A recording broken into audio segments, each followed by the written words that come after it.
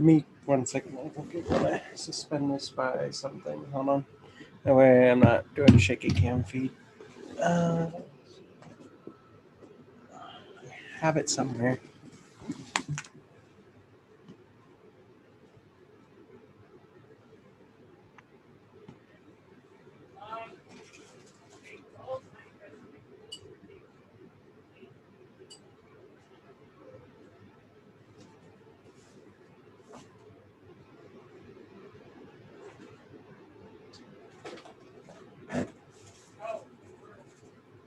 All right, we are live. It looks like okay.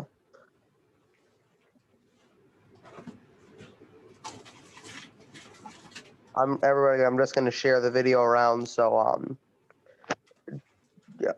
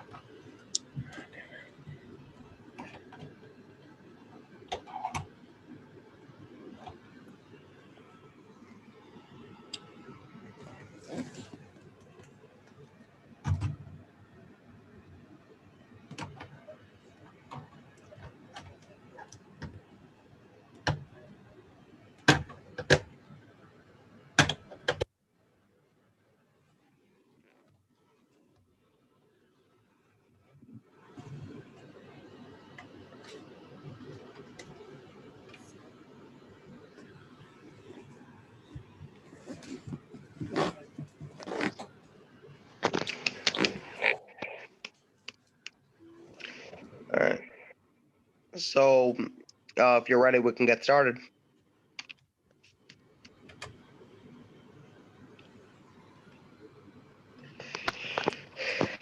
So, thank you for joining us today on Kerberos Roundtable Discussions. Sorry for the delay, everybody. I was doing a little bit of advertising of this video, so Okay. thank you so much for joining us today. Today with us here we have Molly Galloway, Democratic Precinct Chair. Anything you want to say before we get started? Well, I'm glad to be here. I'm happy to be on the podcast or what have you, the YouTube channel. I am looking forward to talk about pretty much everything that's been happening and what I've seen and actually what I predicted prior to occurring and prior to the results and what it means for a lot of the stuff going forward. So, start with this. Are you currently a Democratic Precinct Chair? Were you previously? What? Oh, I'm still currently a precinct chair because the COVID occurred, and so we couldn't elect new ones. So we unanimously decided to continue with the current roles. Okay. Who did you support for president in the primaries? Let's start with that. In the primary, it was Bernie Sanders. Same. So, what about during the general? During the general election, I gave financial and volunteer support to Howie Hawkins, but I ended up voting for Biden. Definitely. Okay. So, sorry. Now, how long were you a Democratic Precinct Chair? Since 2016, I actually contacted the regional precinct chair, the regional chair for the the county chair for the Democratic Party, and then they got me out of the district I happen to reside in, that regional chair, and then I got assigned through them just granting me the position. Later on, I went down to the actual election process and ran as a precinct chair, and then unanimously got voted in again. And what do you do as a precinct chair? Well, we determine the rules on a county level. I determine like what the county party will focus on, I vote on what the platform of the county party is, the rules. Pretty much, I'm a central committee member as a precinct chair of Mhm. the county level Democratic Party. We then uh, vote if we unanimously decide that we would want to be state delegates. We then vote on who will run the state party. Mhm. A lot of the time, especially in Utah, that's not too contentious. So pretty much everybody ends up as a state delegate, and then the process continues forward. We mainly determine also who runs in the general election, Okay. and our system for the state of Utah, we are the ones who actually vote on the general election candidates. So, like most of the time, you never notice how Utah doesn't have, say, necessarily a primary, in which a candidate is chosen through the voters through a primary process. We have a convention uh, during the time in which there's election period. You would have and try to push in delegates, people to take over those precinct chairs, or if the precinct's large enough, you can have an additional delegate, and you try to put in your people, or you try to um, convince the existing delegates to vote for you, and therefore either you win or lose. Jenny Wilson, for instance, was the one who ran against uh, what was it, Mitt Romney. So she was the one who ran against Mitt Romney. That's who won the precinct, the convention delegation. Okay, definitely. Now, we talked about this on the show the last time we did our show here. So I want to ask you, a lot of crazy things happened on January 6th. Mm-hmm. What are your kind of reactions to what happened? And let's just go with that. What were your reactions to what happened on January 6th? Well, for January 6th, it's really an eye opening event of like whether you can actually negotiate with the Republican Party, because that's not just the people running in the streets and storming the Capitol. A lot of the people who are congressmen, even after the fact, um, still fought for the same things that these protesters believed in, still push the narratives that these protesters believe in, and generally um, were talks and based on certain news stories about trying to decertify electors, Hmm. trying to revoke the electors and subvert the will and the process that we have, even close to our representative democracy that we have so far, even though it is in a very dangerous and precarious place, especially right now. Now you're in Utah. Did any of your representatives vote to decertify results? Well, that would have been, I think that would have been Mike Lee if it was going to be anyone. I don't recall reading a story, but I think it was Mike Lee who signed on to the senator's letters with Ted Cruz. Um, Belisa, I don't know for sure. I know Mitt Romney opposed that action. He's voted to certify the election results. He's actually been pretty good on issues. He's been fairly decent when it comes to opposing the Donald Trump's presidency and its administration. So based on what you know about Utah, we just saw the impeachment in the House. Mm-hmm. Now it's going to be sent to the Senate. Do you what? How do you think that your senators in Utah will vote on impeachment? Mitt Romney will do the same. He'll vote for the impeachment, like he did last time. He was Yeah. actually one of the only people to vote when it comes to Mike Lee. He's not going to vote for impeachment. This will be vastly unpopular in Utah, as far as I can tell, because even the Salt Lake GOP, which is the county GOP, didn't like Donald Trump. They actually argued with me on Twitter about that. Funny enough. So like he's not, Donald Trump isn't a popular president here, and actually arguing for his policies and what he wants done is not actually a good move here.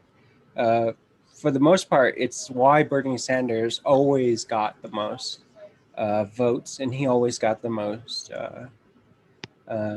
delegates for our state, and that's why we could oust the entire Democratic Party of the state of Utah. As a matter of fact, there was not only the only person I remember who remained after the 2016 election was the Secretary of State. Mm. No, sorry, not the Secretary of State. The Secretary of the County Party, but or and the Secretary of the and the Secretary of the State Party.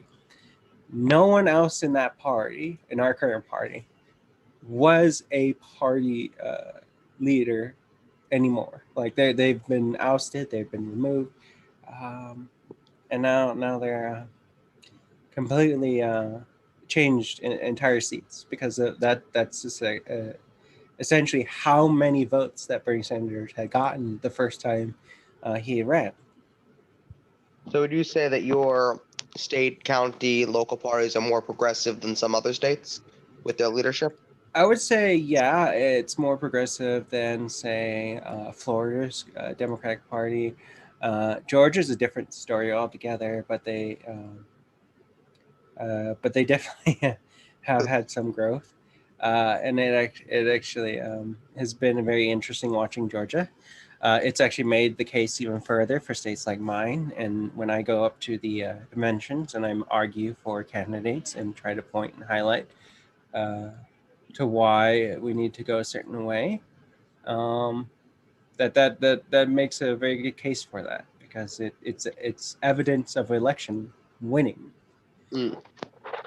and what electoralism is Now or electability.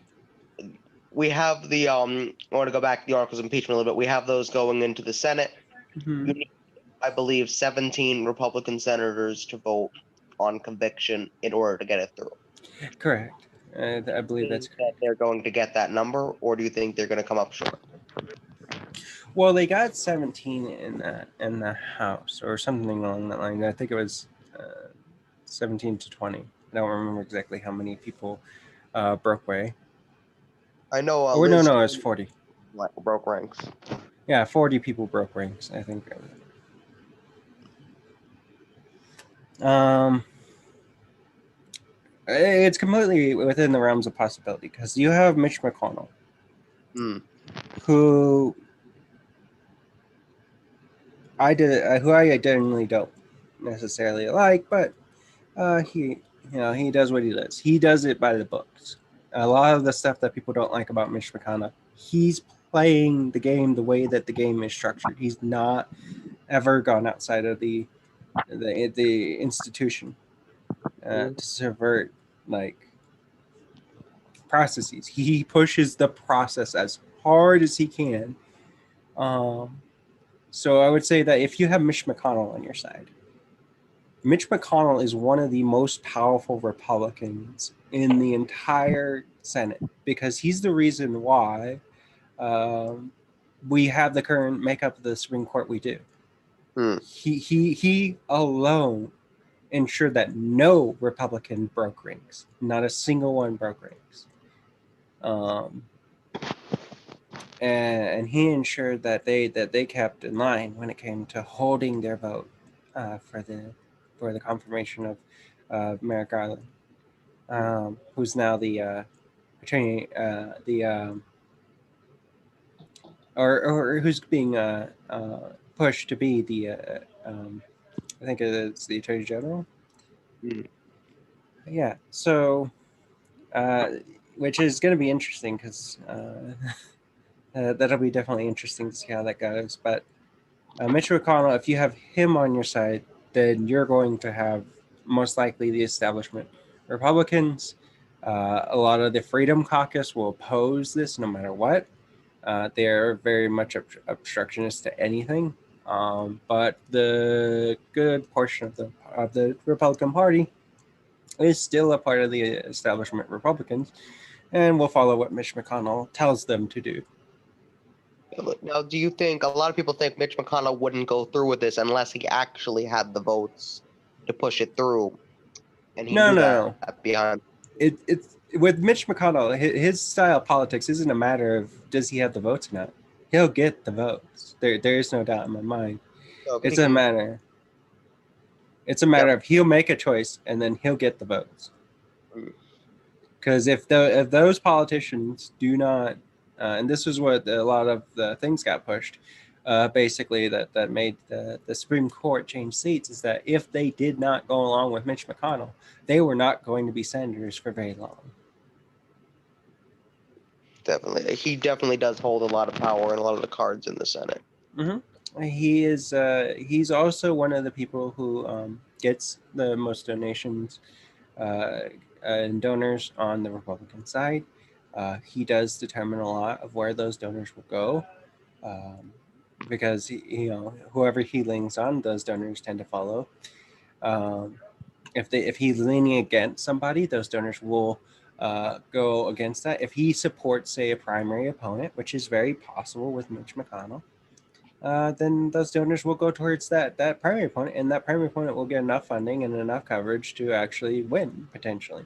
So that can be scary for a lot of politicians to oppose Mitch McConnell. What you won't see is you won't see them openly opposing him. What you'll see is them actually opposing the bill itself, while not actually advocating against Mitch McConnell's support of it or any other senators.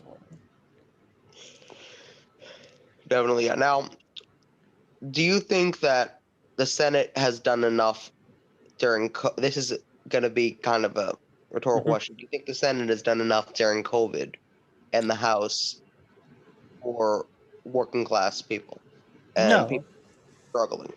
Yeah, no, the short answer to that is no. The longer answer is I've watched my own friends argue about the fact that they're not going to have food soon, that they lost their jobs, that they don't have food now.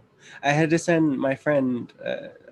I currently have income, and money, so I send my friend food. I send several of my friends food. Around the world, we're not doing enough, but in America specifically, a very unique case. We decided that, hey, buddy, you're starving, you're hungry, you were $500 away from an emergency, and you wouldn't be able to get that money. So we decided we're not going to have you have any income for tens of millions of Americans, and decided that um, good luck. Uh, the fact of the matter is that we should, in fact, be pushing $2,000 UBI, not just $2,000 UBI, but retroactive $2,000 UBI. The one that Kamala Harris was pushing forward with Bernie Sanders. I believe That Ed Markey was also on that bill. Yeah, exactly. That The never what got I brought up believe, for a floor vote. what I believe is that the new senator, the new person who's going to replacing Senator Harris, should actually be pushing that bill forward, and with the two Georgia senators that are coming in from the special election, both being progressives, we could see that most likely getting a pass, especially when Bernie Sanders is actually the budget chair. He's the one that determines what stuff gets brought forth amongst the budget committee, and that's one of the most powerful seats in the Senate, one of the most powerful chairs. So Bernie Sanders, even though he's not president, has garnered and gained the most powerful seat in the Senate for good reasons. And it seems that we're going to actually see a complete transformation of the way that the priorities of the Senate have been for a long time, based on the fact of just him being in that seat. Definitely. Sorry, I was having a problem with Zoom. No So problem. I do want to bring up a graphic of. I wasn't going to bring up any graphics, but you mentioned how other countries around the world aren't doing much. They're doing much more than us, and I want to bring up a Oh, graphic of significantly so. Yeah. um my Leonard, if you could bring up that graphic.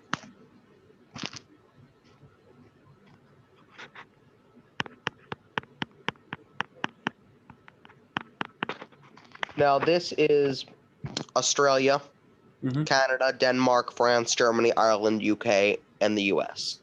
Yeah. And what we've actually done compared to the other countries. Mm-hmm. The other countries have done UBIs. Yeah. Exactly.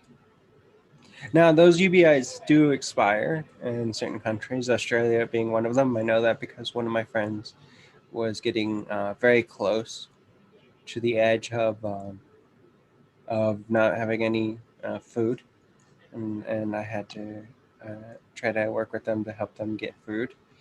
I have a lot of friends all around the world, so I get to find out what's We happening. gotta take down. Uh, There but you go.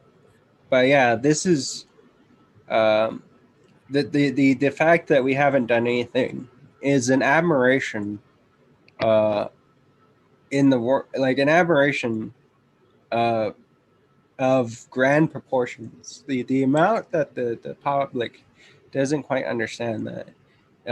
To give context, in a lot of crises, in the Great Depression, and even in the recession, the 2010 recession, and there was a lot of jobs programs. There was the New Deal that was passed and was put forward. Uh, uh, Franklin FDR had gotten a lot of work done that way. Um, he had taken control of industries. He had actually transformed industries in order to make them war machines, but it had given so many people jobs, money, and had helped them. He had pushed out stimuluses to the public so they could have A lot of food, progressives welfare. don't think that Joe Biden is going to take that route, and I I think for good disagree. reason. I don't. You disagree? All right, let's hear. So there's a strong disagreement, and the main arguments that I would point to is a lot of what Vosh has come up with, and a lot of what I have surmised, as well as why I voted for Biden, even though I'm a libertarian socialist. Um, the reason that I voted for Biden, even though I'm in Utah, so my vote wouldn't change anything. It wouldn't get him more electoral votes. The state went handily over to Donald Trump.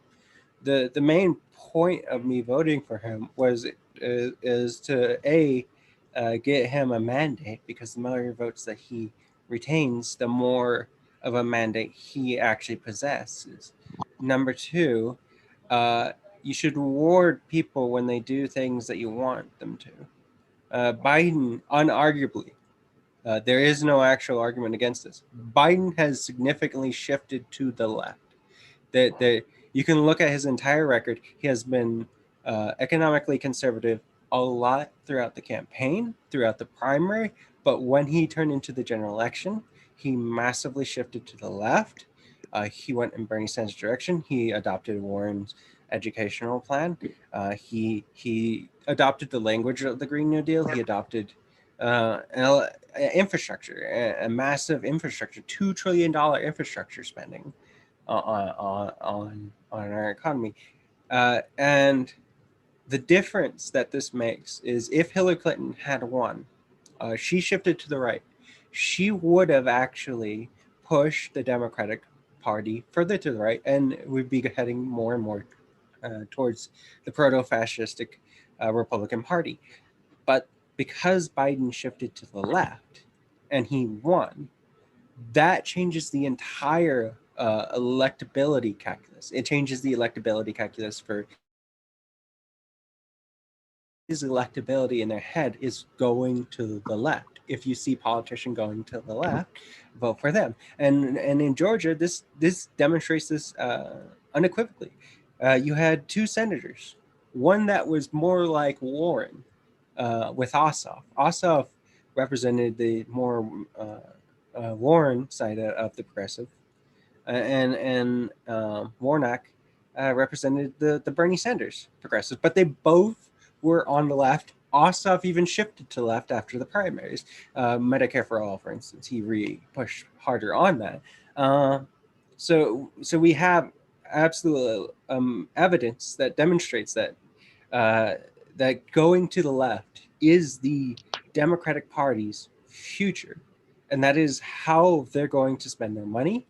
That is what even if the party itself doesn't spend their money on people going to the left and candidates like that, the voters themselves are going to take that away too. Because my as an anecdote, my own mother, who is a liberal centrist, she wants the Democratic Party to, be to negotiate and to be what's the right word? Uh, so I'm trying to. She wants them to hold hands basically together and work together and be friendly. Even she understands that when it comes to electability in Republican states, the left side of the spectrum is what won. There was no ifs, ands, or buts about that. That's what my mom took away from Biden's victory. And as a matter of fact, that's what it seems that politicians and the general voters, even when I start talking to people, have taken away from the general election of Georgia. I still wouldn't compare Biden to an Elizabeth Warren or Bernie Sanders just yet because No, he's no, still. I'm comparing Warnock and Ossoff Oh, to right. Sorry, but where would you say Biden is right now on the ideological spectrum? Who would you compare him to in the Senate or the House? he's further to the right of Warren, but much farther to the left than Hillary ever was in the Senate. That is true, but he's still his Medicare plan. Don't care for Hillary myself, but she did agree with to.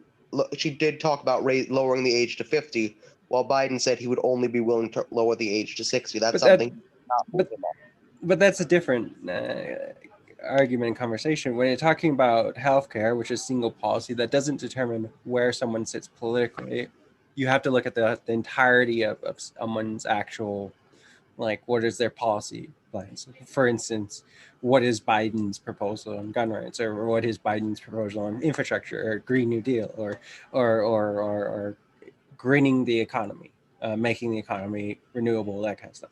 The different stuff all together as a whole is what determines where someone sits.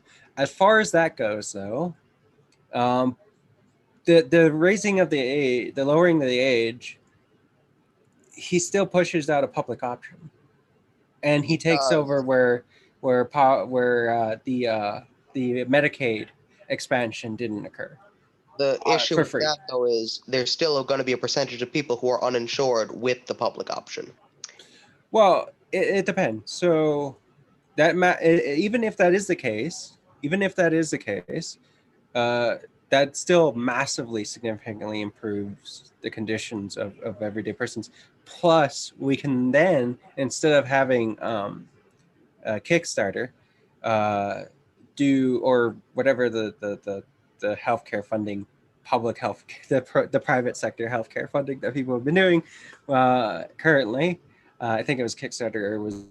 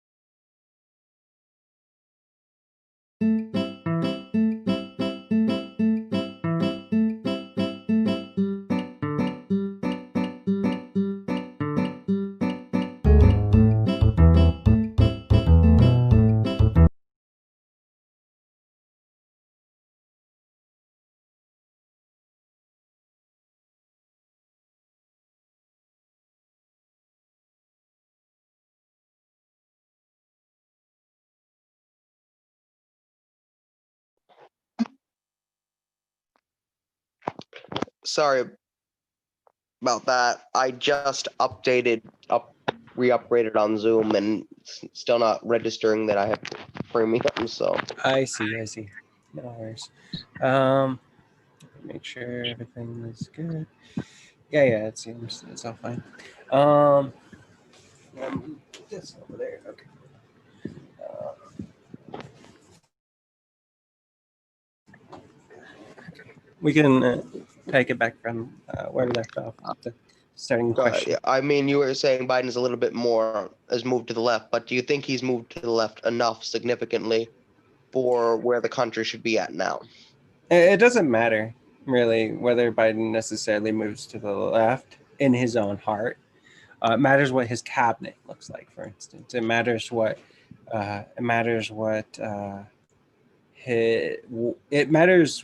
Bernie Sanders' current position is. That he's the budget chair, because Is at the end of the day, whatever comes through the House and the Senate, whatever gets passed by Senate, Biden's most likely going to sign off on it. There's no doubt in my mind that he's going to be a hold up on, say, if Bernie asked for $5 trillion infrastructure bill as opposed to a $2 trillion infrastructure, that somehow gets through the Senate. do you think Just that by he will approve if Bernie can get that bill passed? He currently has the COVID relief bill, which expands Mhm. health care for everybody in the interim. Do you think that he will not veto that if that comes through? Well, that even no, he wouldn't veto that. The fact that that's his plan, Biden's plan. It includes that. As a matter of fact, there's actually provisions currently outside of the Senate and stuff that he can actually do executive orders that expand Medicare in this crisis to the general public.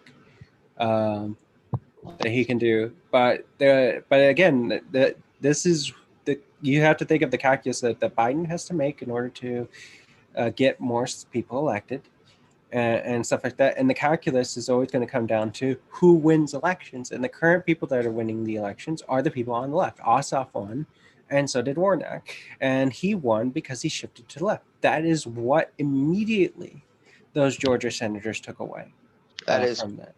now we do have the issue of Biden did say you'd get $2,000 stimulus if the Mm-hmm. Democrats retook the Senate. Now you have a senator like Senator Joe Manchin saying, "Oh, I don't think that's a good idea. I'm not going to allow that." Do you think we can still get it passed Well, no, if he? there's a correction on that. As soon as he made that statement, he recanted that based on his stock prices going down because the stock market reacted negatively to him holding that up because the consumers need disposable income in order to buy stuff. So he's recanted that statement, But he did say, even if it's a yeah, half-hearted recantment due to like personal interest, it doesn't matter. That is where the money interest is. The money interest wants it. The Georgia election was won on it. It's an incredibly popular thing that even Republicans signed on to, that you had even 2/3 uh, supermajority of the Senate willing to pass and go forward, but it was held up because of Mitch McConnell. I'm assuming There's even nothing without that, him, you could still yeah, have the votes to pass it. yeah. But so even if Joe Manchin decided to be, oh, I'm going to be the blockade of that, which by the way, Joe Manchin isn't going to be the kingmaker, as it were, when it comes to policy. That's going to be Bernie Sanders because he's the one that's in charge of the budget committee. True, If but Joe Manchin was going to be the kingmaker, he would have been the budget committee chair that is or true. the But you could co-chair. still see him. I could still see Joe Manchin working with Republicans to do some obstruction, even if it is minimal. Well, no, even in those cases, what will happen is that he won't get his bills through the budget committee. They won't even be brought forward for a vote. That is the main point of those chairs. They determine what is on the agenda of those budget committees. So he's gonna definitely have to walk a tight line when it comes to opposing stuff that Bernie Sanders wants to do.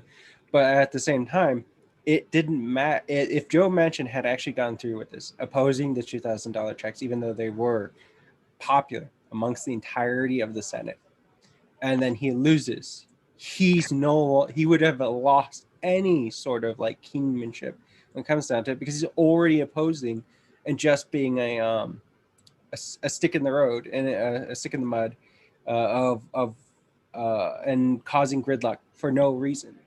Um, and even if he filibustered or what have you, to try to change the votes and stuff like that, he still would have been in massive opposition to the Senate, the House, and the American people. So he would have been the enemy that even Republican senators would have turned against in order to in order to keep their favor, in order to keep their power, in order to keep their votes.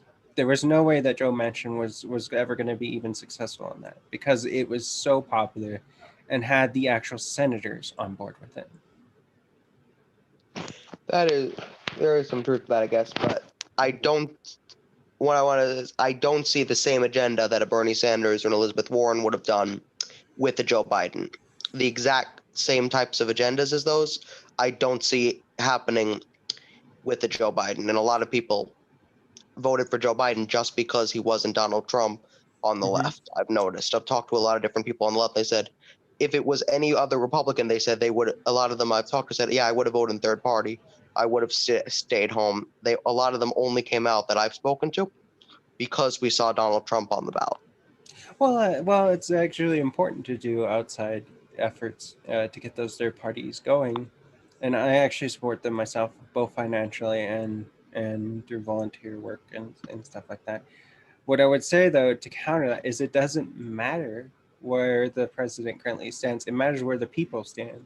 It matters where the pressure is, because you have to remember FDR was a plutocrat, and Joe Biden is also a plutocrat. But the difference between Joe Biden and Hillary Clinton is Joe Biden knows when to give up the battle, when to walk away. Hillary Clinton did not. She wouldn't give up anything. She wouldn't give up any ground. She wouldn't give up anything. You can say the change of age, but that was hardly anything. Uh, there was no adoption of Bernie Sanders' education policy, for instance, as opposed to Biden's uh, policy on college debt forgiveness, which was Warren's plan actually, and not it was a complete abandonment of the establishment plan that he had put forward and adoption of hers. He was banking that going to the left would actually have him It's win, still and not it did. 100%. Uh, hmm?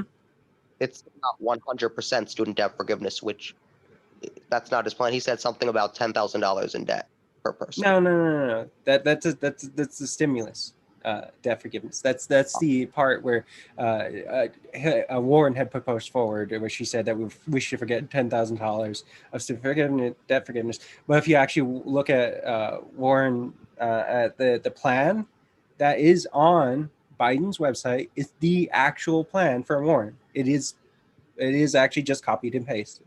There's That no is true. difference. He also adopted her bankruptcy bill, if I'm not Yeah, mistaken.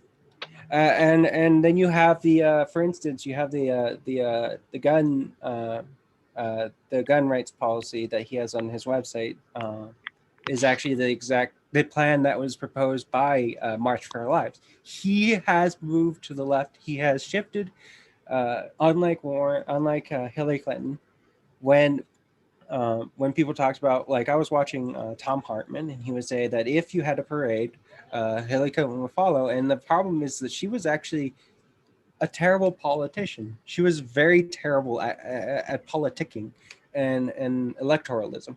She would not shift significantly, and she wouldn't shift her rhetoric nor anything else. I watched her. I waited for her to do that, to determine whether or not it would be sufficient support. And I didn't support her in 2016. I ended up voting for Jill Stein because I actually supported Jill Stein's efforts to hold the election process account when it had uh, potentially fraudulent results, because the 2016 stuff was actually very troubling, and the what they do for interstate crosscheck is also very troubling. That's actually been the benefit of mail-in ballots, is actually they subvert and have subverted a lot of what interstate crosscheck has done, which has removed a million people from the voting rolls who couldn't vote in 2016.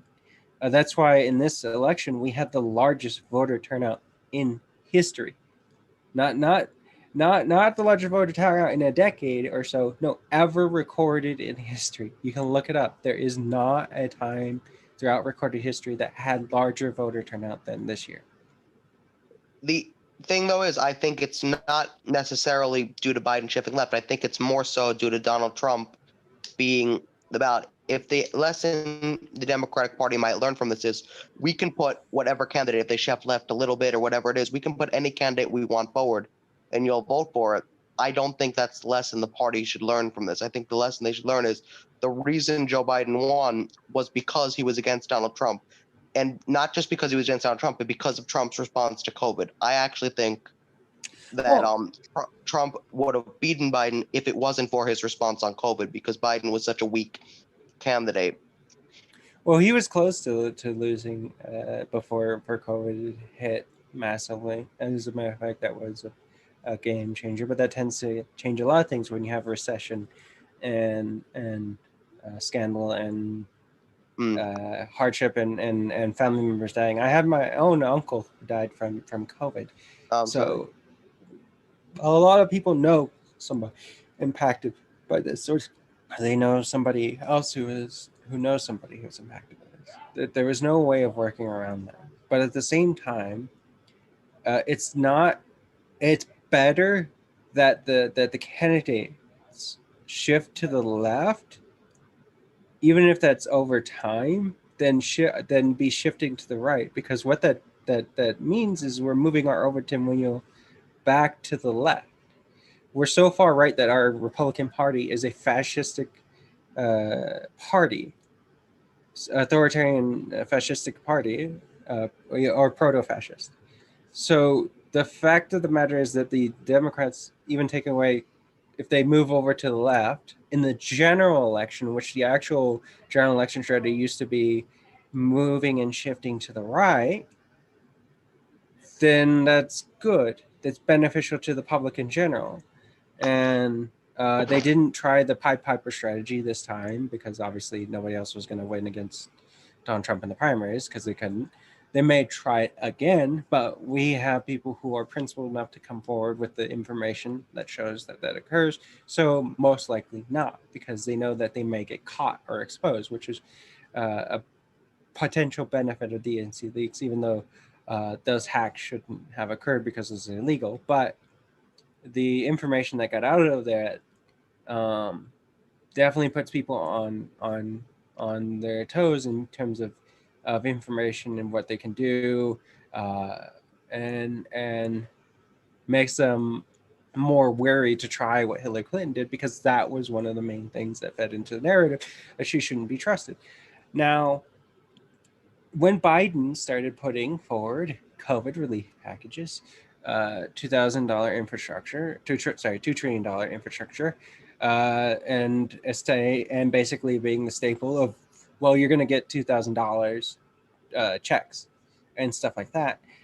Then his numbers got turned around, and then it affected the Georgia elections significantly. And so even if you don't like the fact that they're taking that they can push someone in the general election who's slightly to the left as a lesson, that's better than the lesson that they have been taking, and significantly improves the direction in which the party has been going for generations. They have been massively on the corporate side and massively uh, hurt so many Americans, and actually starved out many Americans through their welfare cuts. Now mm. they won't do that. They'll do the opposite of that, and that's good.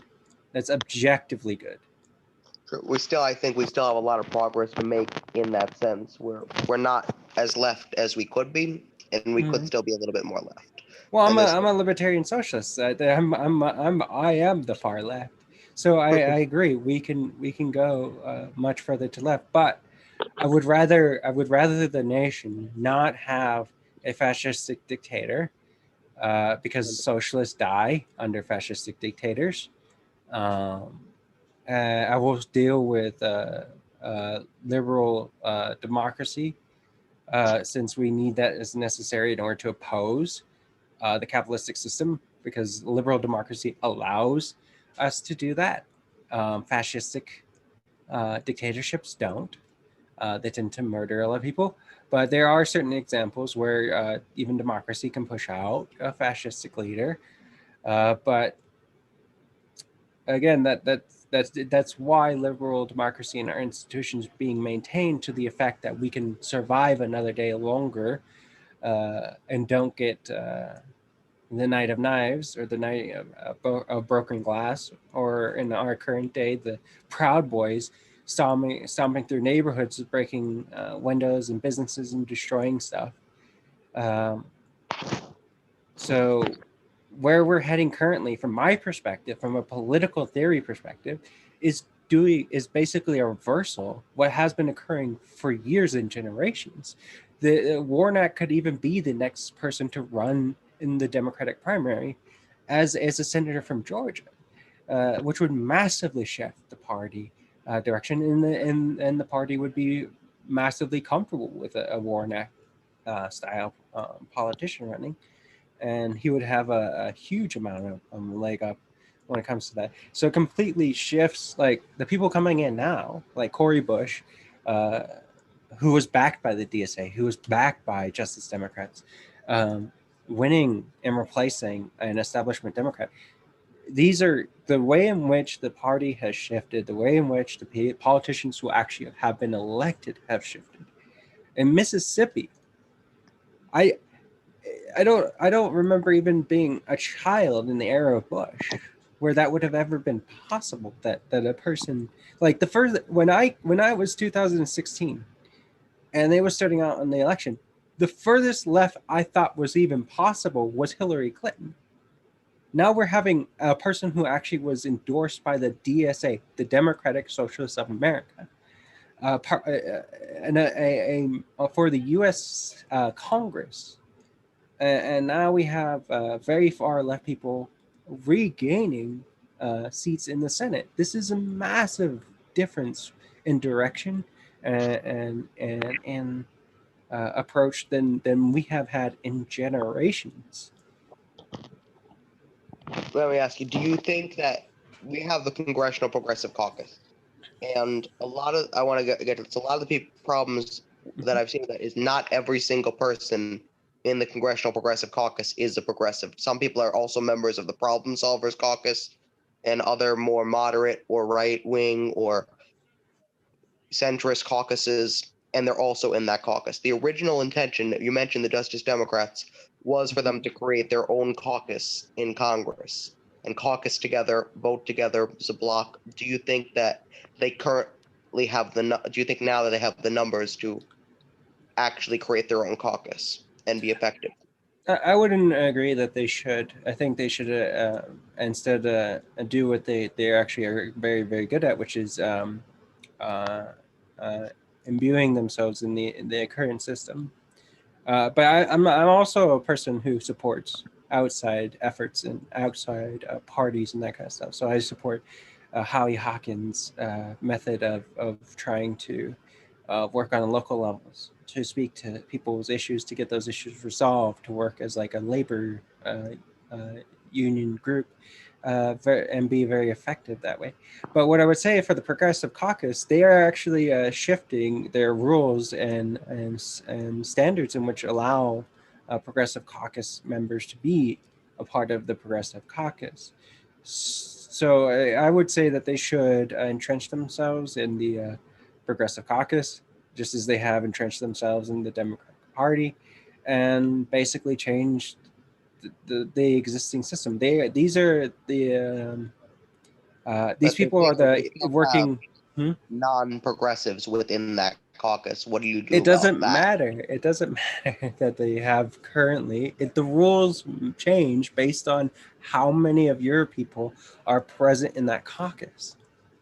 That rules are being changed by the chair of the caucus, not the party members themselves. By the way, the I think it was Jayapal who's um, Yeah, she's the chair. yeah, she's changing the rules that you have to have certain standards. She is changing the rules. That's incredibly important context that you're missing from the statement you're making. It is true, but I still have not seen the results yet of completely of what happens when she's changed the rules entirely or whatever the end result is. I'm still going to wait, and I'm going to. A lot of people want to wait and see the end result of what she's doing Yeah, with that. and I look forward to that. But as far as I'm concerned, from my perspective, everything has been changing uh, massively, um, in a way that um, it has been uh, uh, that has been what is it, status quo shaking. It's not as massive as I would hope for, and I want more movements around the country to gather outside efforts, because outside efforts at this point are incredibly important to put pressure on the internal establishment. If you don't Do have you outside efforts, you won't have that. do you think that more progressive Democrats should be willing to call out their Democratic colleagues if they need to? Because a lot of the time we see they're only willing to call out the Republicans, and they're never willing to call, or hardly ever willing to call out Nancy Pelosi or Steny Hoyer or any of them. They're not willing to. They're a little bit weak in that regard. Um, they used to be more willing to when they first got in there, and recently you have not seen AOC. Like when AOC first got there, she led a massive protest outside of Nancy Pelosi's office. Like that Mm-hmm. was kind of amazing. Now you do have you seen her do anything like that since? Or not saying AOC is not progressive and she's not great, but it seems like she's not playing the exact same game she was playing that seemed to be a little bit more effective when she got in there. Well, she is still calling out Democrats. For instance, when they were talking about this is one of her most popular videos, is when they were talking about corruption or insider trading, and how she would call out both Democrats and Republicans for doing such activities, but it being perfectly legal. Um, so she does still call out the entirety of the Democratic Party, calling out specific um, calling the thing about calling out specific people, it depends on how many people you can get to oppose that individual, but you still have to work with that individual at the end of the day when you call them out. So calling out like the general party, because you aren't going to get rid of Joe Manchin. Joe Manchin had a progressive who was running against him, and maybe you'll get him out next time. But this, as far as I can tell, has been incredibly a difficult seat to primary. So when it comes down to it, Joe Manchin's probably going to be there for a bit. So, and if he's popular amongst the senators, it would be difficult to call him out. But I like believe, trying to call out Nancy Pelosi while working in the House is actually incredibly difficult. but to that effect, I believe AOC has called out Joe Manchin in the past. Yeah, because he's a senator, and she doesn't have to work with him. True, but a lot of people, the biggest thing that a lot of the progressives in the House have is the people, and they do have the ability. If they absolutely need to, they probably could call out a Nancy Pelosi type if absolutely necessary, and probably be okay, because then they could, if they withhold something from them, like AOC, I believe, was withheld a committee assignment. She could have turned and say, "Listen, I just negotiated with Nancy Pelosi. She took away my committee seat," and Yeah, she could call that out. She can go on media. She can go on but independent. She but can definitely. but that makes for poor negotiations. It is You're going to set yourself up to put someone in a tough spot where they either stand their ground, uh, and they don't do anything you want, it or you can negotiate in a more private setting and actually talk about why they should follow. Calling senators out, or House representatives, even though it's a good thing to do every once in a while, shouldn't be your primary go-to, because there's a lot of different measures you can do to get in their way, to agitate them. There's a lot of different measurements and procedures and protocols that you could do. Basically, calling people out and stuff like that should be reserved as a more of a last resort method when negotiating, because that's more of a walking away strategy, which you should walk away when certain things aren't great. But it doesn't mean that if your lowest standards have been met, that you walk away. If your lowest high point, that you walk away, and it doesn't necessarily mean you always unnecessarily antagonize them. As far as AOC goes, she still has to earn her stripes. She's a pretty new Congress person. Um, and as far as the old guard is concerned, she hasn't been there that long. Why should she hold a seat in committees or a specific seat in committees? That tends to be taken up by people who have been there longer, even if you don't agree with it. And it tends to be like the people who ended up getting her seat were probably there much longer than she was, and there's a lot of other stuff that comes to it. Now, should you uh, call out this specific thing? I would say no, because what that makes you look like, it makes you look petty, it makes you look childish, it doesn't necessarily uh, inspire people to be on your side. Doesn't, What but you have you to do is you have to wait until Nancy Pelosi does something to attack you or make you the victim of say, other politicians' attacks, which she has done significantly and she does successfully. She's very good, as far as what I can tell. She's very good at politicking. She's very good at using the moment or seizing the moment to go against politicians who attack her and going on news channels, and she's very good at all of that as far as I can see. but I do want to mention we did have on the right. You did see the rise of the Tea Party. The Tea Party is not the same as the Mhm. Justice Democrats, but the Tea Party were able to. No, they are. No, but I'm going to say some of this they were able to push the Republican Party further to the right with some of their Mhm. tactics.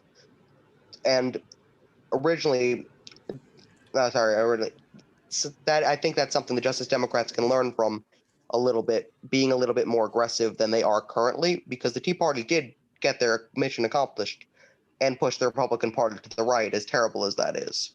Well, yeah, but that lacks all kind of analysis on political theory in terms of how you should approach the situation, and that it includes like socialistic analysis and theory. You have to deal with the political realities of the group and the populace that you're dealing with. You're not dealing with the Republican Party. You're dealing with the average Democratic voter. The average Democratic voter doesn't like the obstructionism of of the Tea Party, the Freedom Caucus. They don't like what the strategies that the Republican base does, and so the differences in the way. And I have actually been able to reach people like my mom as an anecdote and several other people online. I have been able to reach them with examples like AOC as to why those type of politicians are incredibly important, because they know when to negotiate and when to let the case move forward instead of always being obstructionist on everything, because it looks petty from the Democratic perspective. They're not the same level of strongman type of complex that the Republican Party is. You have to take these things into account. If you don't take these things into account, you'll end up losing more support. You'll end up losing the ability to win the court of public opinion, and your movement will fall apart. I do want to bring up something. We actually there was a lot of disagreement on it. Now there was. Do you think that they should have that the progressives should have let Pelosi stay in the speakership? I want to show you a chart here. Mm-hmm.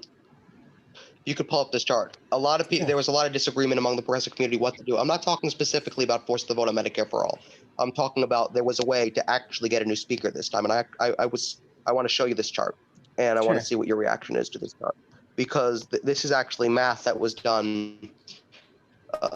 Leonard, if you could pull up the first chart I sent you, this is math that was done that because how the speakership works, if I'm not mistaken, is it's voted within, and if you don't get a clear certain amount of votes, it goes back to the Democratic caucus, and when it goes back No, to the no, caucus, how do I it's screen sharing disabled? Hang on. it actually goes okay. So when it comes to that, it actually just goes to whatever group has the most votes. Uh, if it's a Good. combination of Republicans, Democrats, then that's a joint caucus. Okay. Show that I want to pull up this chart. This is a chart that shows some of the math. Mm-hmm. You need exactly 8 votes to block Pelosi from becoming speaker Yeah. a second. Yeah, again, it goes to who it actually McCarthy. The thing about McCarthy is it's just like the primary process or any sort of leadership in the Democratic Party. If Nancy Pelosi were to lose that vote, it's not actually McCarthy who gets to necessarily run again, because it could be anyone else who runs uh, as the Speaker of the House. Nancy Pelosi can also still run again as the Speaker of the House. I personally support um, the idea of force the vote, because I support the idea of ousting Nancy Pelosi as a general power move. It is a good power move in order to, even regardless of trying to get the vote of Medicare for all, which I wouldn't recommend until you had done the campaigning necessary to get the public on the side of Medicare for all. So basically, where you have all the people calling the senators, like we do have for UBI, for instance. We have a lot of senators being called. We have a lot of congressmen being called to push this. And I am actually in contact with the person who has the largest petition for the $2,000 UBI, who's See, a small business member. before we resume Collins, we have to switch to the other call. We're gonna. Sorry, my Mm-hmm. Zoom is having a lot of issues today. I just drew paper No, premium, that's but okay. That's okay. to our second graphic. This is something someone I know on the left put together. Mm-hmm. Possible replacements for Pelosi. I don't necessarily agree with every single name, but he had his reasons for picking these names. Well, the problem is that they have to be running. If they're not wanting to be the Speaker of the House, it doesn't matter what names you put forward. Like, for instance, I actually support Barbara Lee. She should have been the Speaker of the House. Absolutely, especially the way that the Democratic Party was going. At this point, Barbara Lee should be the Speaker of the House. Barbara Lee should have put her name forward, but she didn't. And But she wouldn't. am I She wrong to say that if Pelosi does not clear the amount of votes, somebody else could put their name forward? Anyone could put their name forward at any time. They could have put their name forward before she's removed, but the problem is that that they aren't, and you have to establish that they're going to after the fact. Nobody has even hinted that if she actually gets ousted, that they're gonna, at the end of the day, you're gonna have Nancy Pelosi. But it's still a good thing to do, to oust Nancy Pelosi, just on the basis of this is the power. But at the same time, you still have to deal with optics, and optically speaking, it can be a double-edged sword. You can look good with your base, but you can end up looking bad with the general public, which actually hurts the ability to have more progressives elected into the House, which um, then in turn gets you the ability to change the Speaker of the House anyways later on. What I would say is that it seems like they're playing a very good politicking game. They seem to be taking the more safer strategy on at least It's this particular side. yeah. But generally speaking, they go to the press. They do the actual politicking stuff they do with issues, with the Green New Deal, with Medicare for all. They speak outwardly. They seem to be more on the side of where the general public will be willing to side with them on, and taking those fights on, than taking on, even if it's principle, a fight that I believe is what will work. These fights work.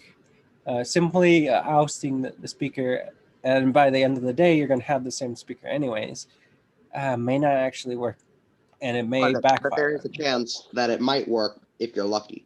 No, no, no. You can't. These probabilities, it's more significant that they don't do anything. The probability of it actually having more benefits to step aside in this situation, so that way the public at large likes them more, and becomes better examples of the types of politicians we would like to push forward. It can have an echoing effect that can also last for generations, because that's what a liberal like my mom supports. And that is who is the party. The party is the liberal party. It is not the Socialist Party. It is not the leftist party. So you need to appeal to those types of people in order to bring about change. It doesn't mean you give up your values, but this type of principle fight on a principle alone can definitely cause you to lose support and lose ground and lose everything. And that's kind of what I meant when I said force the vote or attempt to oust Pelosi. That's what I meant by a Tea Party type tactic. Doing something, not every day, but sometimes doing something a little bit more aggressive. Well, again, that has to be met with petitions, um, calls, like what Jimmy Dore was doing, for instance, was a good idea, but he had to have done that. Force the vote needed to be done 2 years ago in order to get to this moment where you have a mass swell descending on DC, putting the pressure on the House itself. Like, if you don't have those in the street pressure protests, just close to even closer to like what George Floyd protests were, Mm-hmm. which I think are good examples of protests because the vast majority of them were peaceful. But if you don't have that kind of political capital built up over time to the point where it becomes a head point, you're not going to amount to anything, because even the people who support your position may step back because you don't have the backing of the public directly putting pressure, because you need that immediate pressure. The progressive left on this one because of when it came out, everything, and a lot of people are like, no, yes, and it kind of rips apart the left a little bit because of when I think what you're saying, when the strategy kind of came out. And what I would say is it's the same thing that Hassan had said.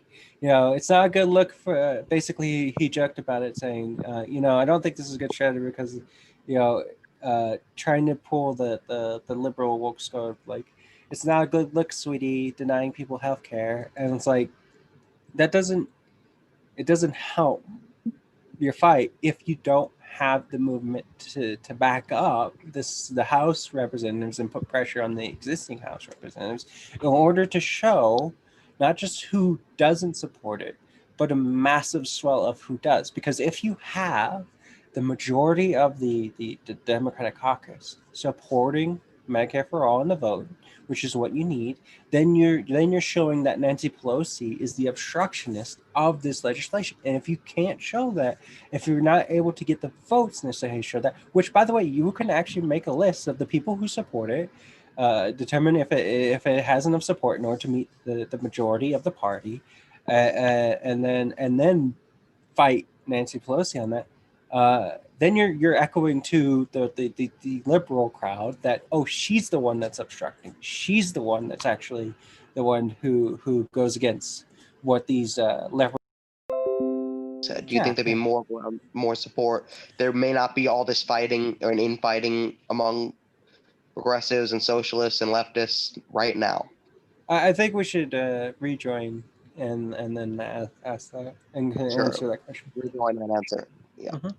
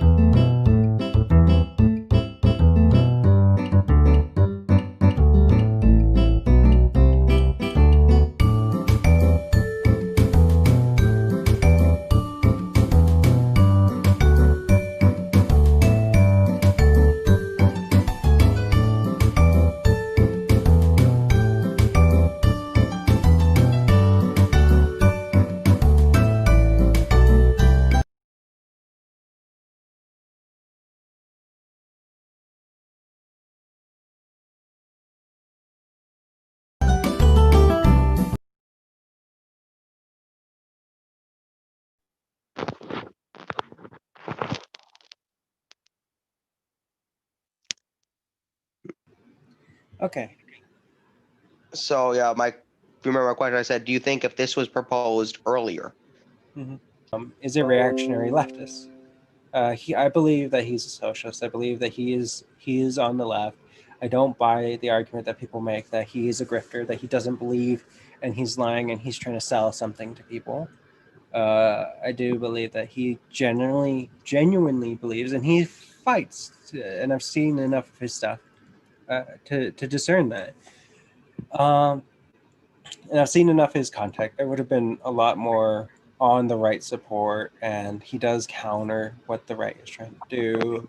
He does applaud the right when it does something right. He does applaud the left when it does something left, does something correct, and that kind of stuff. But he's more critical of the left because he's baked in it. So and he sees what they're doing, and he says, "I don't like this." But again, he's more reactionary. He's more emotionally bound to his position. So that's why he jumped straight into these fights without doing proactive work, which is necessary, uh, and why we need liberals on our side and doing the work that we need. Uh, and I need because I'm a socialist, and I need liberals because liberals tend to be hard workers and they tend to uh, be proactive and not reactionary in terms of when they're willing to start the fight. They're willing to start like years in advance and get the groundwork going and stuff like that. But also, I want left too, but we have to understand that these things have to be built in. Otherwise, you're gonna. Otherwise, that's why there's a lot of hesitation from Senate, from House representatives like AOC and other progressives, even though that they side with you. You're giving them no choice, and so they had to basically stand with the current speaker because you didn't negotiate. All you did is try to strong arm them and that's why. So, for instance, like Donald Trump's tactics when he negotiates with people, he will just yell at them on Twitter and stuff. But that's a very poor negotiating strategy because it puts people in a corner where they have to be combative or give in. And the majority of like world leaders are not going to be give in; they're going to be combative, and so that includes our politicians. And if we're in the on doing this in like the public square, negotiate, trying to put pressure, negotiate, doing moves away from the table, getting all this stuff done, um, then um, then we build the groundwork. Then we get what we want. You have to be as clever as a serpent, as peaceful as a dove when it comes down to negotiations. Brute force, especially in the Democratic Party, does not work. It hasn't worked, and there's consequences to doing that. And even people agree. I'm not sure if you've seen, for example, Kyle Kalinske made a point. He said Jimmy should have reached out behind the scenes before he did anything. Now, because he could have reached out and got a feel of what was going to be the Yeah. reaction, if he could get any support for it, and that might have been a little bit more effective than just coming out and saying it before talking to like an AOC, an Well, Ilhan Omar, going to etc. the Justice Democrats or one of those organizations and uh, basically building the groundwork because they already have a bunch of volunteer lists that you can reliably get to. The Our Revolution is a good example of that too, of ones that have giant contact lists that you can get a bunch of people together instantaneously for, or the DSA, like getting the DSA on this. The DSA did support it in the charter, but this is a democratic institution too. You have to get the members to vote for that type of moves. You can't just assume that the DSA will automatically do the thing that's in our charter. We Mm. have to actually vote and have a meeting to agree to this stuff. I'm a DSA member. I would feel massively subverted and feel like this would be counter to its actual constitution to just take a leadership position, to have the leadership just make a decision, like going even backing Medicare for all openly with a force the vote without consulting anybody. That would be massively insulting to its members. We pay dues. I pay one of the largest dues to the organization. We are members to this organization. We are voters in this organization. They're actual people, and so Jimmy Dore didn't contact uh, the members. He said refer to one leader, which has nothing to do with the actual infrastructure of the DSA. The DSA relies entirely on democratic processes. So all the members vote on certain things. Mm-hmm. And again, this would have been even tentative in the DSA, even though it's one of our charters, because it's as Jimmy Dore puts out, because there's no groundwork, there's no time, there's no resources to dedicate to it. There's no like flyers to make to say, hey, we're going to push this force the vote fight, um, and that kind of stuff. It's good that he started it now, and then we get in 2 years when House of Representatives are up for election again. Definitely, absolutely, I'd be we should be building it going forward. Um, Do you think the but left? don't do reactionaries to it and then give up. Like if he gives up the fight on this when it's passed and he doesn't continue it forward, that is a well failing strategy. He needs Jimmy Dore and people like him should continue to push, force the vote, detach from any issues. Just get another speaker in the House, no matter what. Forget the issue. Detach it from the Medicare for All vote. Just plain and simple. Get rid of the House Speaker. Mm, That's it. If you do that, you're going to get way more people. You're going to get Republicans on your side. You're going to get all kinds of House representatives on your side to just oust the Speaker, Nancy Pelosi, because people don't like her. Nobody likes her, except for the Democrats. But if you have a movement saying just oust the Speaker of the House, it's way more broad range you can get from it. That's why Wolfpack, for instance, is able to get a lot of support because they just deal with the top line issue, which is corruption. We want to get rid of corruption. That's it. We don't care about any other issues. We're not fighting about any other issues. We're not trying to push any particular party. We're just getting rid of corruption, plain and simple. Everybody goes to it, uh, and I that's want how you fight these fights. 100%. I want to give a plug to myself. Everybody, check out our video with Mike Mineta. Uh, check out Wolfpack. They're doing a lot of great work. They have a very volunteer organization, so everybody should definitely look into them. Yeah, I agree. Everybody should do. I've been in that group for a bit as well. I'm in pretty much a lot of places. You seem to Uh, be all around. yeah, and that's the important thing. All outsider strategy is actually incredibly important. I believe very strongly that we need to do outside efforts. We need to also do external of electoralism. We need to build the foundations of our communities. We need to take care of our communities. We need to establish security within our communities for food, uh, uh, goods, services. We need to start working towards commune style, um, libertarian commune style apparatuses around the country. We should be providing mutual aid as much as we can, growing our own crops, growing our own supplies in order to refine them into materials like hemp, for instance. We should be working collectively together in order to establish more leftist ideals, but also to help the people because it seems that our government won't do it. It seems that the politician and that the people who are in charge aren't doing it. And we need to make sure that we're doing it ourselves to prevent us from being so vulnerable.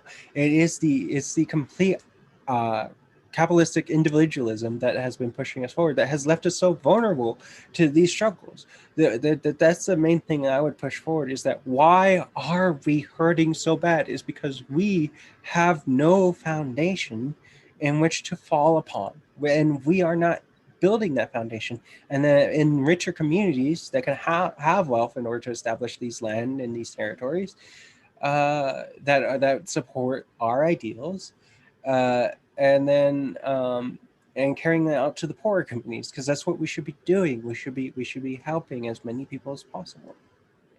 But we should put pressure at the end of the day. After you do all that, you can put pressure on the government because everybody will basically do and side with you because you help them. Hmm.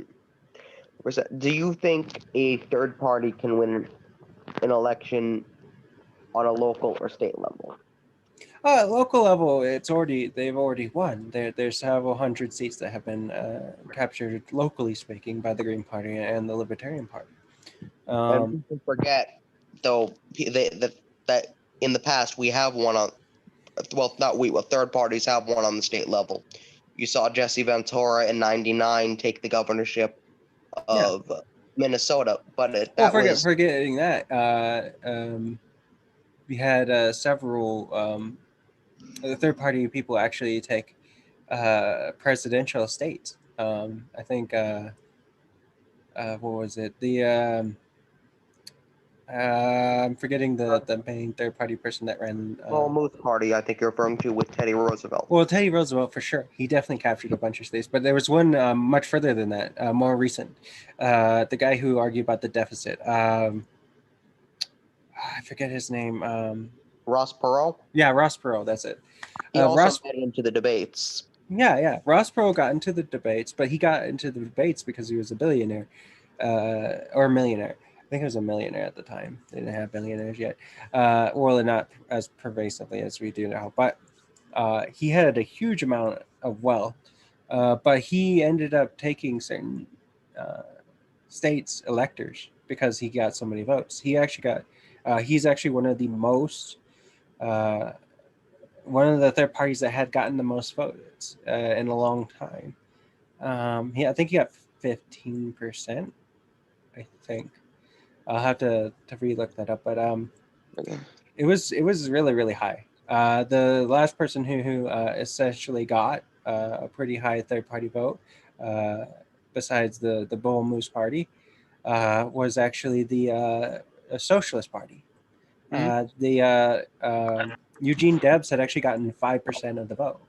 So there's precedents of us, even more recently in the 90s, going third party massively. And When's this, the last time, though, since Jesse Ventura or Ross Perot, you saw a third party candidate in the debates with a Democrat and a Republican? That's another problem. You well, don't. yeah. Well, again, that depends on news networks. That you have to put pressure on news networks to stop associating themselves 100%. That it costs them advertisers if they associate with the the presidential debate league, and so if you, but you also have to have standards. So like if if the candidates, what I would say is that the general standard that should be applied for presidential debates in which you can allow any candidate is that if they have enough electoral college votes to become the president, so they're on enough ballots to do so, then they should be able to get onto the presidential stage, at least for the first couple of debates. And then you rely based on popular consensus, which you don't really have much of a way of determining that other than polling. So, But the polling should include the candidates. Sometimes you'll see polls that don't include, because it'll say, well, if I say I support Howie Hawkins or I support Joe Jorgensen or well, I support, they might say, okay, you're undecided on some polls. well, no. That's why I'm saying that's initial standard, because if you put them on stage, if they get enough electoral votes to win the presidency, uh, then they'll automatically be included in the polls. The polls are basically paid for by uh, large institutions and establishment parties and stuff like that. Um, but when you get on that stage, obviously they're going to take polls to determine, do you continue to be on that stage, just like they do in the Democratic primary. Mm-hmm. So We they did do actually, bake that in.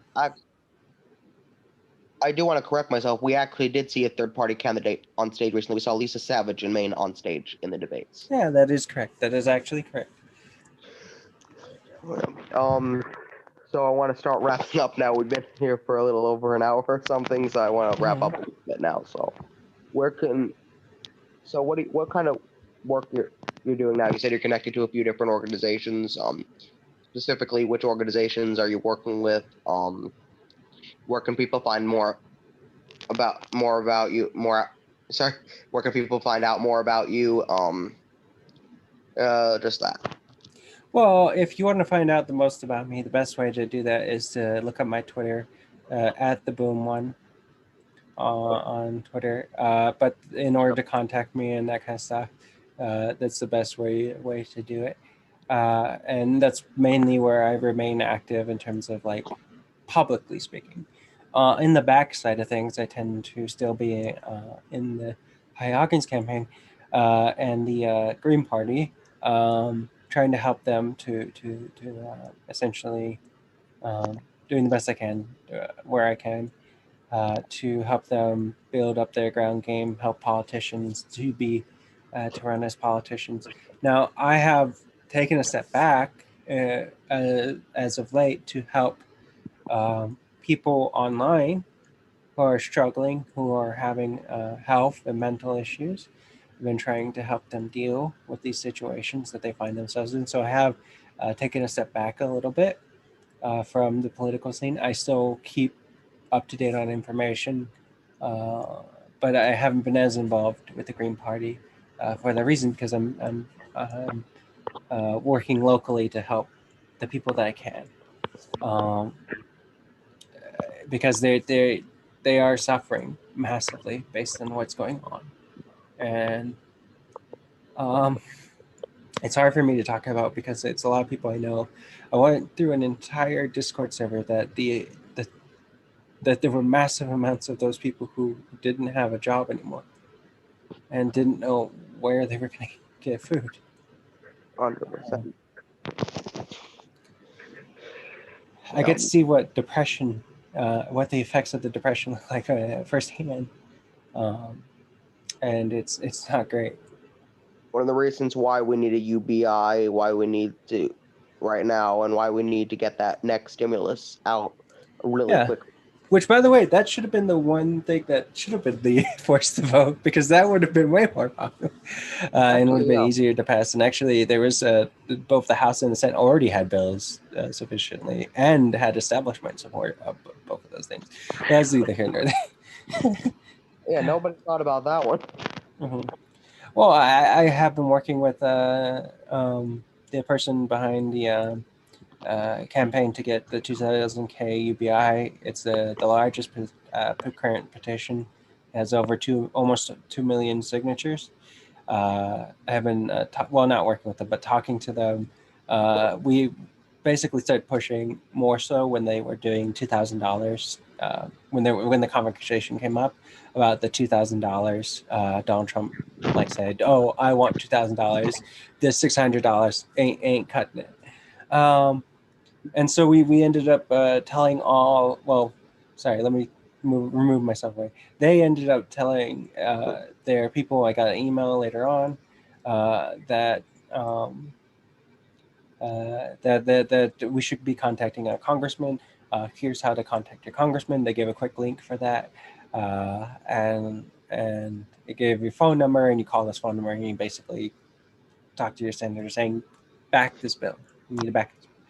So that's where I would say the current fight for progressives should just stick to as a main issue to push forward, an election affecting issue, and just something that you can get a lot of points on. Both the Republicans and Democrats both would support that kind of measurement. And I'm talking about the voters. I'm not talking about the Well, yeah. You senators. notice the candidate who brought up UBI the most, Andrew Yang, actually had support from the right as well.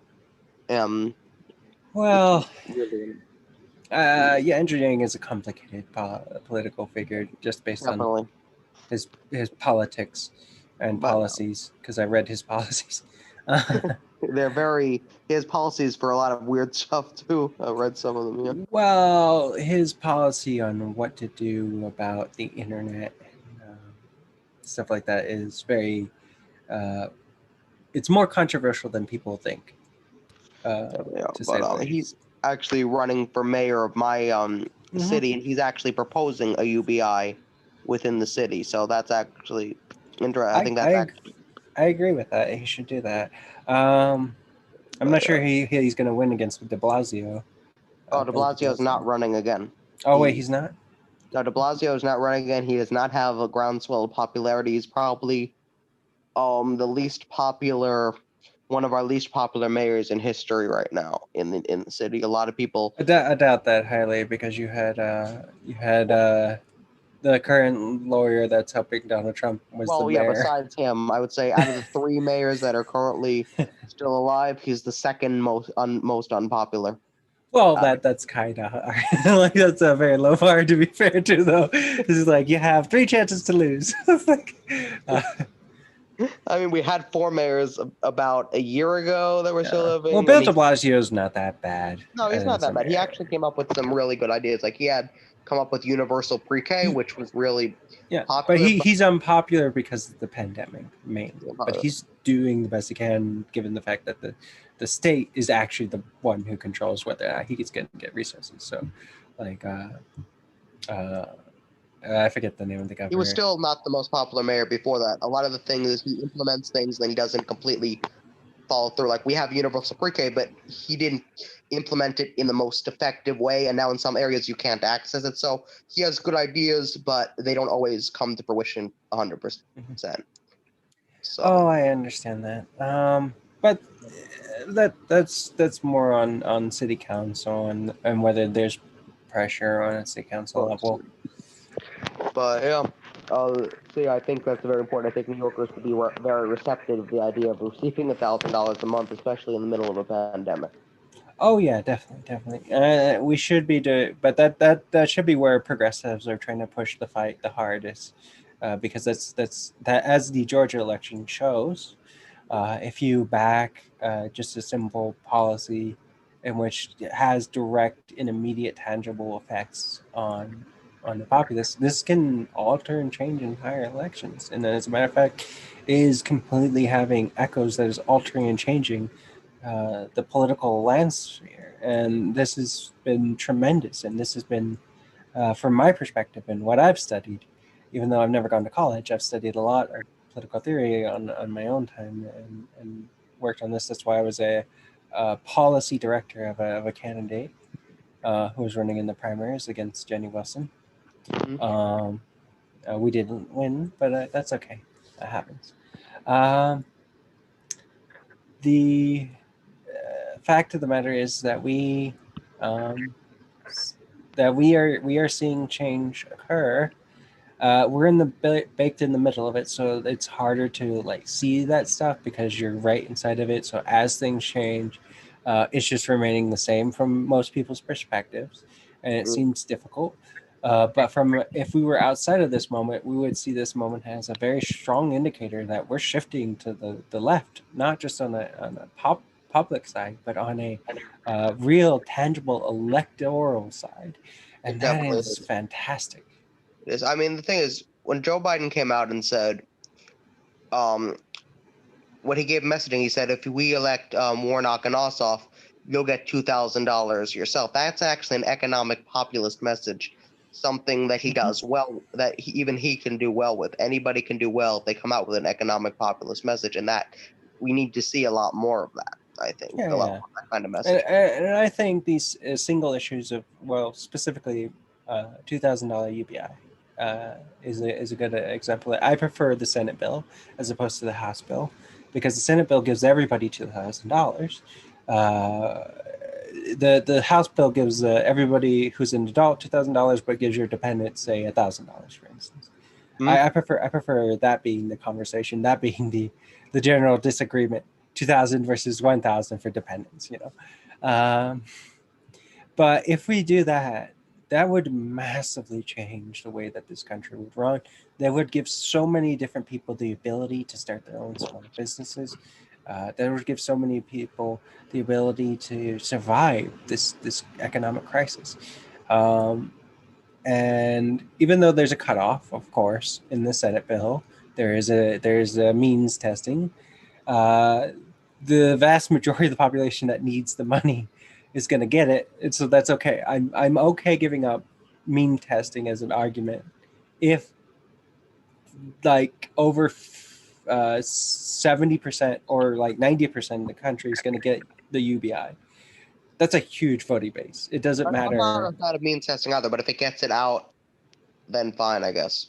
Oh no, I'm entirely wish there was no mean testing. I wish everybody got it so it would just be simple and you would just get the Exactly. I mean, what they could do is it would go out faster, and then anybody who actually did need it, you find that out later, and then well, that you get taxes in well, yeah, exchange you of that. that's a little bit. I prefer that method. If you absolutely didn't need it, you deal with it later and not do the delay to get it out because you're doing the means testing. It's a little Well, bit the more. means testing doesn't delay it. I got the money without even having to contact or file anything. It was based on my tax returns, so that I I got the myself, money. I had to. I think I got the money 3 or 4 months late, Yeah, or yeah, yeah. whatever. You may have got a check or something, I got a but check. yeah, I have a direct deposit. As a matter of fact, it came to me that Thursday that it was announced that the bill was signed. Wow, So it was pretty quick for myself. But I'm also part of a credit union, so as soon as the check gets sent, it immediately comes to me. 100%. So thank you so much for coming on today. Everybody, check out what's your Twitter? It's the boom one. Okay, I'll put that in the description. And is there anything I'll else give that you you a link to it. sure, definitely give me a link, and I'll just put that in the description. Everybody, check out Molly's Twitter. Thank you. Mhm. Yeah, I want to also write a book and tell why the what's happening is incredibly important and how people should be messaging going forward.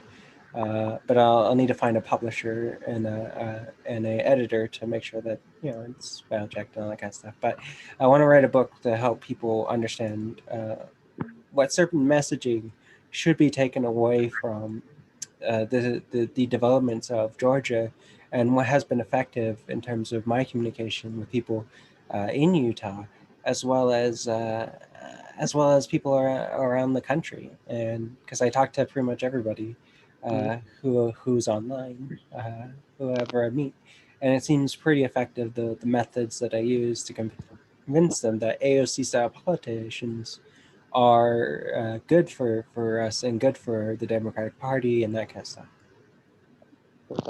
So I hope if you write when you write that book, will you come back on and let everybody know what's going on with your book? Oh, absolutely. I'll make the rounds. You'll be one of the first places I come. Thank you so much for coming on today. Of course. Thank you. Thank you for having me. Sure. I'm gonna say if you could stay for 1 minute after we